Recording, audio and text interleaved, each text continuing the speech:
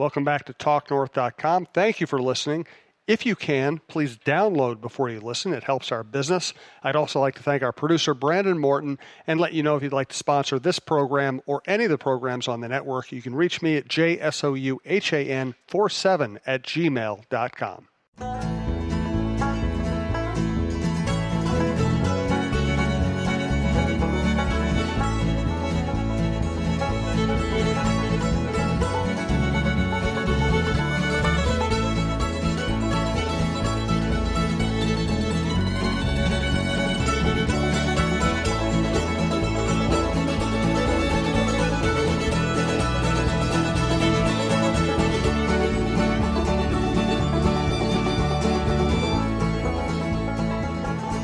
One more time, I want to thank all the people who came out for our 200th episode last week at Tin Shed in Savage. It was a huge crowd, the hugest crowd we probably ever had for this show.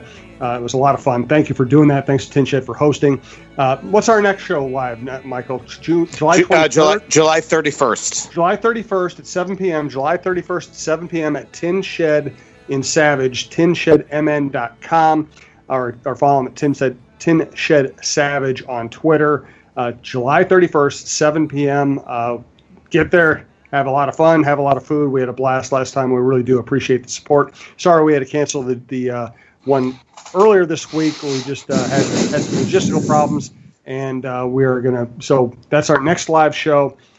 Thanks once again to everybody who supported the program, which includes Twill and the Edina Galleria, Tin Shed, Fixologyrepair.com, Tony Hoagland, your State Farm agent, Champlin, and BiteSquad.com. The promo code for Bite Squad deliveries is Talk North. All right, so we have not talked since they signed Zuccarello and Hartman. Just give me your reaction. I mean, there's multifacets with like everything that any team does, but on this one, on the short term, I think Zuccarello is going to help the team. On the long term, I think 3, 4, 5 years from now, the Wild are suddenly going to be staring at potentially 36, 36-year-old Parisi, Suter, and Zuccarello under contract. This is a classic case where I think sometimes the GM is just worrying about now and saying, we'll deal with that when it comes, and maybe it might not even be me that deals with it. That happens a lot in today's NHL. And so on the short term, he made a move that I think that he's not worried about. But, 3, 4, 5 years from now, the Wild potentially could have another problem. Now, the thing with Zuccarello is he can skate. He has been, other than last season, fairly durable the last 5 years in a row, 77 or more games or more. So he doesn't look like somebody that's going to suddenly become, the one thing you see with big guys when they age is that doesn't happen gracefully. We've seen it maybe with Wayne Simmons, arguably. We've seen it with Danny Heatley here. We've seen it even with Thomas Vanek. Guys like Zuccarello look like that I can't see where all of a sudden he's going to stop skating. So for the short term, it's the guy they were able to get in free agency. If they don't get him, they either are going to make probably a long-term decision on Wayne Simmons, or they're going to have to sit this one out. And I don't think that was that Paul Fenton or Craig Leopold wanted to do that. Obviously, there's pressure from above Paul Fenton to get back into the playoffs, and it was very clear that Anders Lee, one, wasn't interested in playing here, but the other thing is that he wasn't interested in talking to any teams about negotiations because he had always hoped to go back to the Islanders, and Paul Fenton couldn't wait that long regardless. And then risk striking out. And Joe Pavelski wanted nothing to do with here. I mean, that's just a fact. They could say that the Wild were close and one of the finalists. He didn't want to come here. He wants to win, and that wasn't happening. And then Panarin was somebody that the Wild just could not afford. There's just no way to get that done and then do the rest of their business this summer. So that left Matt Zuccarello. In a game of musical chairs, the Wild wound up having to give him a fifth year. The only team that I understand offered him that 5th year, and they had to give him a no-move clause. That's the price of doing business when you go and spend money in free agency. So the outsider view on my outsider view on this is Zuccarello is a nice addition, but it's also a little confusing because, as you said, it's like Fenton came in and he made moves that looked like he was trying to blow things up and start over, and yet then he brings back Eric Stahl when he could have traded him away, and he signs a veteran player to a long-term deal. I can't say this is a bad move. It's just confusing to me. Well, and we've talked about this on the podcast a lot. I mean, it does seem a lot of times they sort of shoot at the hip and don't have a set absolute plan here, and they kind of weave from plans at some point. And you're right. I mean, if you're going completely young, you're probably not re-signing Eric Stahl. If you're going completely young and rebuilding, you're not bringing back Zuccarello.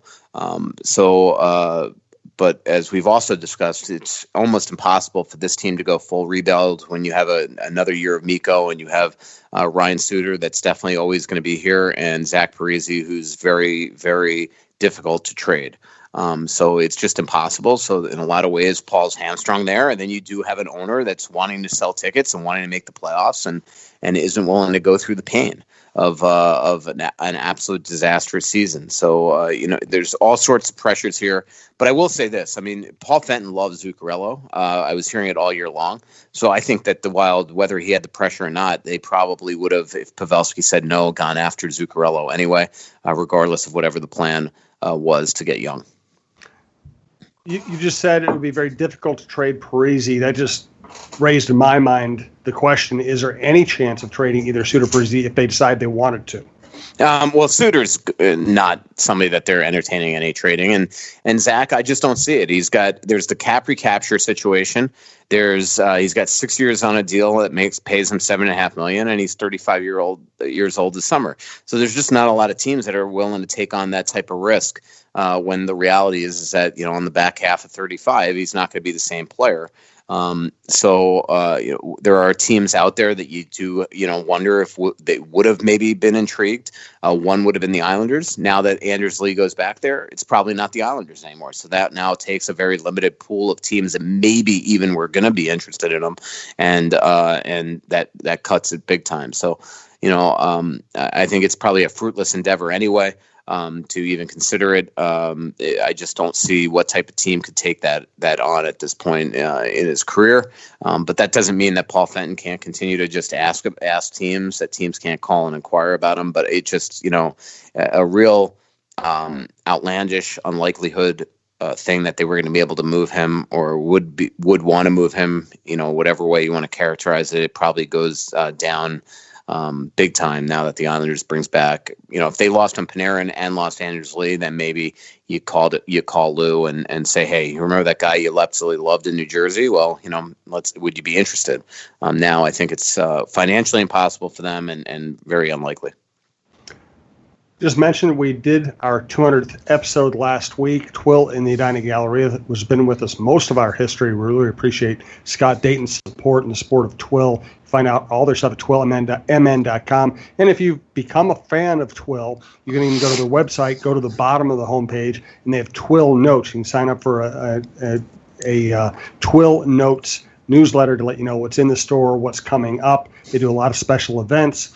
I've been covering golf this week. I've worn my Peter Millar stuff. I've worn my Johnny O stuff. I have the Brax pants that are great in the summertime. I have the Trax shoes that are just the most comfortable dressy type shoes I've ever worn.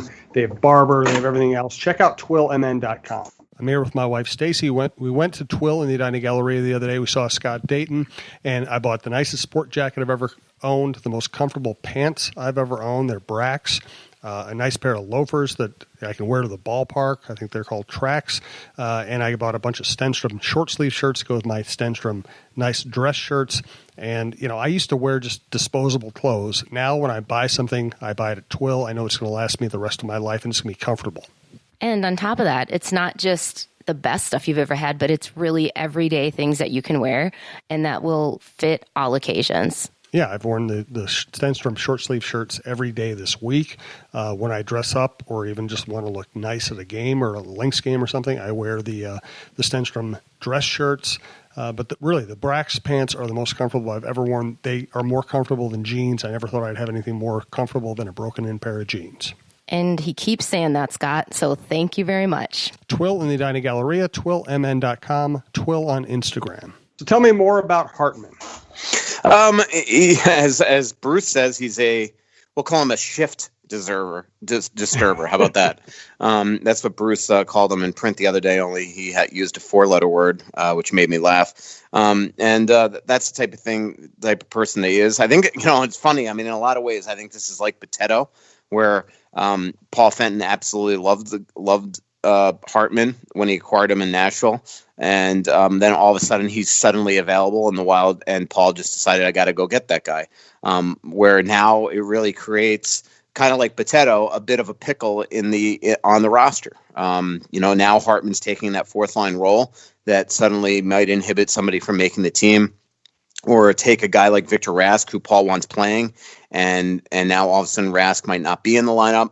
Or take a guy that Jerry Mayhew probably earns the right to at least try out for the team in training camp, and now it probably inhibits his ability to make the team. So in a lot of ways, it's kind of like if you go take a history lesson back to Potato, they claimed him a day after acquiring Brett Hunt, and then all of a sudden what they had to do to fit him is send guys like Eriksson Ek and Cunnin, who were playing quite well at the time, down to the minors. Couldn't get him back up after the bye week and the All-Star game because there was no roster room anymore. And then all of a sudden the Wild lost a couple games coming out of the break, and they had to react by putting Prosser and Brown on waivers to be able to call up Cunnin and Eriksson Ek. So sometimes, I'm not saying that they shouldn't have signed Ryan Hartman, but sometimes, you just can't do it if all of a sudden it creates roster issues for you. So we'll see. In terms of Hartman as a player, hard-nosed, skates well, has shown some skill in the past, was a first-round pick, not signed to a very expensive contract, not a lot of risk with a couple years. He's 24 years old, so not a 32-year-old. So it's a calculated move by Paul Fenton that knows this player better than all of us, and he believes that he's going to come here and help out a team that isn't the most physical or the most hard-nosed team in the league, that's for sure. By the way, this is the Russo-Souhan Show, part of the TalkNorth.com podcast network. You can find all the shows at TalkNorth.com or subscribe on your favorite podcast app to either the show or the network as a whole. Tons of great content constantly coming at you on all the local sports. One thing that stuck with me, Michael, that you've said a few times is you're probably better off having an organization that can develop its own grinders and fourth liners than always having to go out and get one. Yeah, the only difference with this one compared to everybody else that they always get is he's 24, where everybody else they always get. But I agree with you. I mean, to me, this is why you have a minor league system, to be able to fill this type of role from within.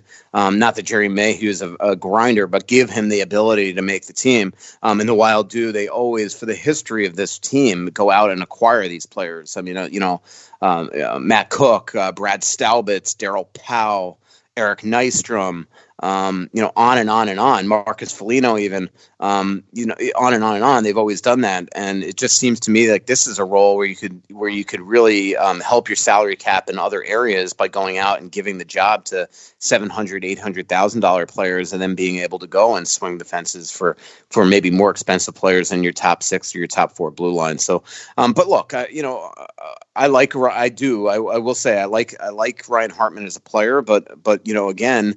I don't know a lot how much forethought there was on Paul Fenton's point of view that if you sign Hartman, what that is going to do to all the guys that he wants getting major ice time. If Luke Cunnin is going to play center, he's almost going to have to play center now to be able to get guys like Donato and Greenway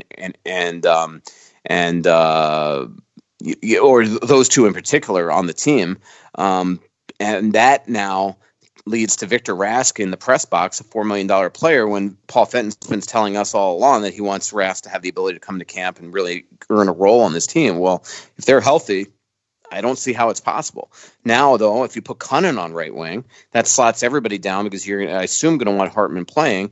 And now the question is Eriksson Ek on your fourth line? Is Greenway or Donato even on the team?